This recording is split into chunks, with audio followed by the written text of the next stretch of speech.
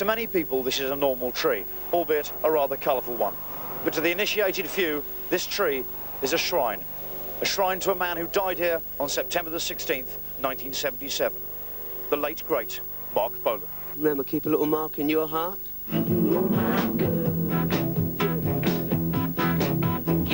It was 5 in the morning and Gloria was driving her pooped-out pop-star boyfriend home in her Mini when she crashed into this tree. And Marc Bolan rode the White Swan to heaven. 25 years on, I, your Naked City roving reporter, tried to find out what sort of impact Marc had left behind. I'm joined now by Peter Parrish, one of the capital's most eminent tree surgeons. Hello, Peter. Hello. Peter, can you tell us a little bit about the tree and what sort of state it's in? Well, I'm afraid it's in a very deteriorated state. I always feel sorry for trees when they die. This tree is in its last days and it's going to die. But then on the other hand, other trees are around us here and they'll regenerate. As one dies, and others will take their place. And when Marc died, there were plenty of other Marcs ready to take his place. All the cats, you know they are. I'm with Danielz, not Marc Bolan. Danielz is the singer with T.Rextasy. T.Rextasy. Hello, Danielz. Hi. Same hair, same guitar. Danielz has even bought some of Marc's clothes. But is he man enough to fill the legend's trousers? I'd drive a Rolls Royce. But my investigation led me to discover that you don't have to look like Marc to sing a Marc song. I've been a glam rock fan since young. Glam rock has passed through Jamaica. Remember, keep a little mark in your heart. But while Marc's hippie messages of peace and harmony seem to have spread across the globe, his British followers seem more intent on making war than love. What are the camps they divide up into? Well, they are splintered. There's basically two. There's one called the Official Marc Bolan Fan Club, and there's another one called the Marc Bolan Liberation Front. The Official Fan Club is an organisation that tends to concentrate on reissues and remixes and all this kind of thing, where the Marc Bolan Liberation Front are busily trying to go for a cause in getting Marc Bolan's name in the history of rock. He wasn't just this glam rock star that existed from 72 to 73. He went around on a Vespa motorbike when he was only 13. He went on tour with the Damned. He was a real dude. But the Bolan legend lives on in other, spookier ways. Marc left behind a series of spine-chilling coincidences that have been baffling his fans ever since. He did say that he would never live till 30, and he was right.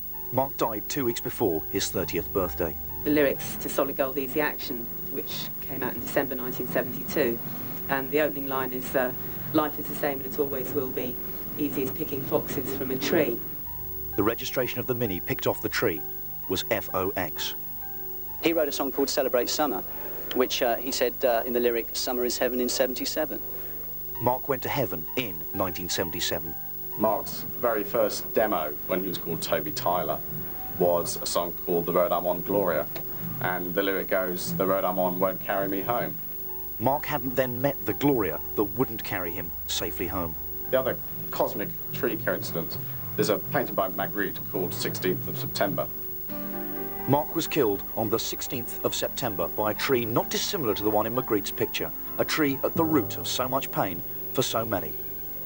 Last year, it was ruthlessly attacked, almost fatally. But one question remains unanswered, which only the Naked City dared to ask. Could a tree be evil, do you think? I think no different than what people are. Some people are good, some people are evil. Well, there you have it, a lot of spookiness surrounding the death of Marc. I'll leave you to draw your own conclusions about the validity of some of the theories. Keep a little mark in your heart.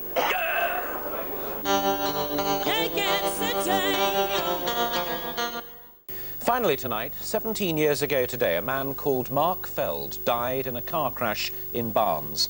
But to his fans, he's better known by his stage name, Marc Bolan, lead singer of the pop group T.Rex.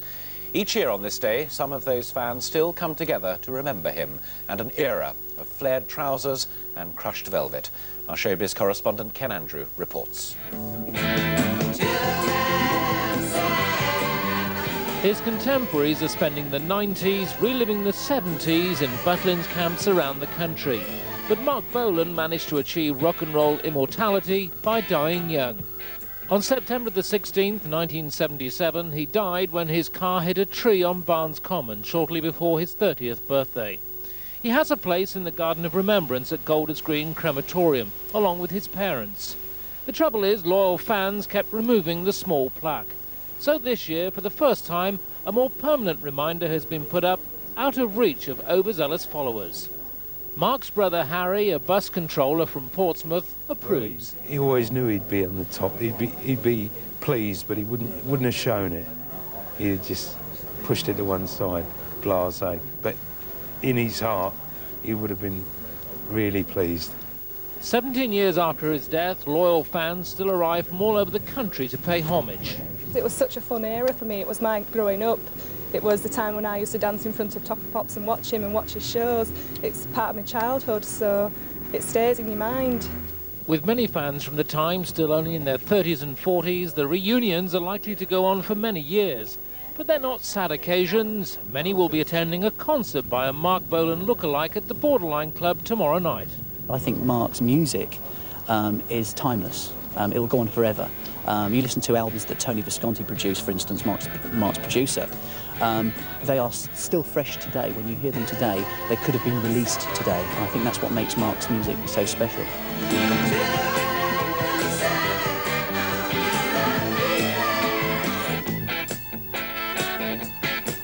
Remembering Marc and glam rock 17 years on. That's it from us for tonight. It is indeed. We're back again on Monday at the normal time. Bulletins all across the weekend. And indeed, from both of us, have a great weekend. Bye-bye. Bye-bye.